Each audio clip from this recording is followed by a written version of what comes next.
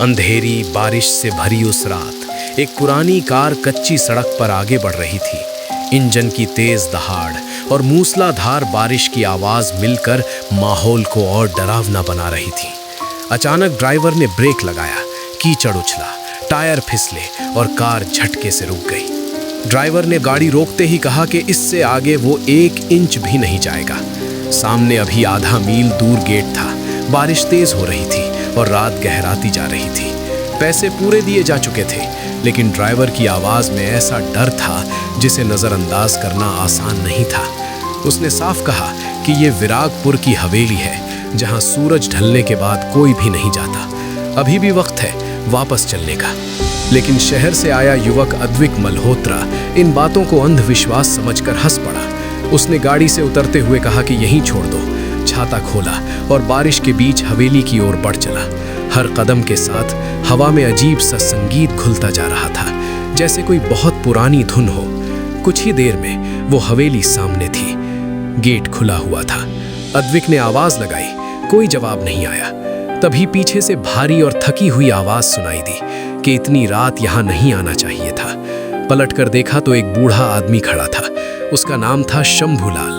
हाथ में टॉर्च थी, लेकिन जली हुई नहीं। अद्विक ने उससे गेट खुला होने का कारण पूछा। बूढ़े ने कहा कि दरवाजे बंद ही रहते हैं, लेकिन जब वो बुलाती है तो कुंडियां खुद खुल जाती हैं। अद्विक ने इस बात को टालते हुए कहा कि वो सिर्फ 2 दिन के लिए आया है। कुछ पुराने कागजात साइन करवाने हैं और हवेली को बेचना है। बाहर दम घुट रहा है, अंदर चलना है। दोनों अंदर दाखिल हुए। हवेली के भीतर धूल की मोटी परत थी, लेकिन उसके बीच चमेली की तेज खुशबू थी। इतनी साफ खुशबू कि ऐसा लगे जैसे कोई अभी अभी यहाँ से गुजरा हो। अद्विक ने पूछा कि ये खुशबू कैसी है। बूढ़े ने कहा कि इसका मतलब है कि वो आसपास ही है। ऊपर से कुछ भारी सामान सरकने की आवाज आई। अद्विक ने पूछा कि ऊपर कौन है। बूढ़े ने जवाब दिया कि उसने सिर्फ ये कहा था कि वो अकेला रहता है, ये नहीं कहा था कि हवेली खाली है। अचानक कहीं से फुसफुसाने की आवाज आने लगी। अद्विक ने पीछे देखा तो बूढ़ा ठीक उसके पीछे खड़ा था। तभी एक भारी अलमारी अपने आप खिसक गई। हवा के तेज झोंके से एक पुरानी तस्वीर उड़कर अद्विक के पैरों के पास आ गिरी। तस्वीर में उसके परदादा राजेंद्र मल्होत्रा थे, लेकिन उनकी आंखों पर गहरे खरोच के निशान थे, जैसे किसी ने नाखूनों से नोच डाला हो। उसी पल दीवार पर टंगी एक घड़ी जो सालों से बंद थी, अचानक तेज आवाज में चलने लगी।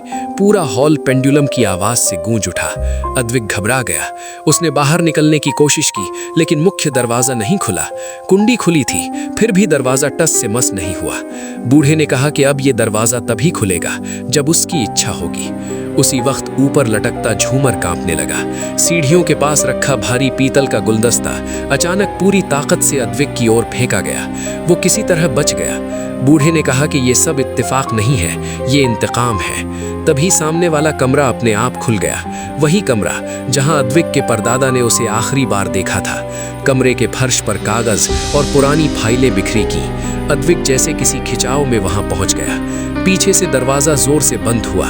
कमरा ठंडा पड़ गया। सांस लेना मुश्किल हो गया। लकड़ी पर नाखून मारने जैसी आवाजें आने लगी। अद्विक ने जेब से लाइटर निकाला।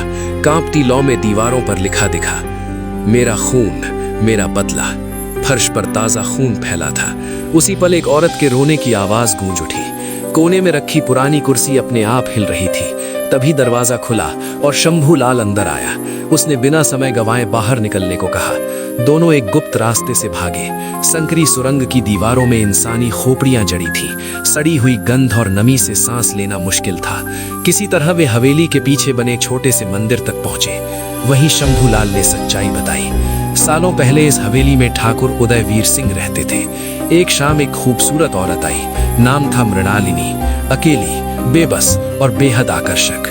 धीरे धीरे ठाकुर उस पर पूरी तरह मोहित हो गया। गांव में मवेशी मरने लगे, खून सूख जाता था। लोगों को शक हुआ।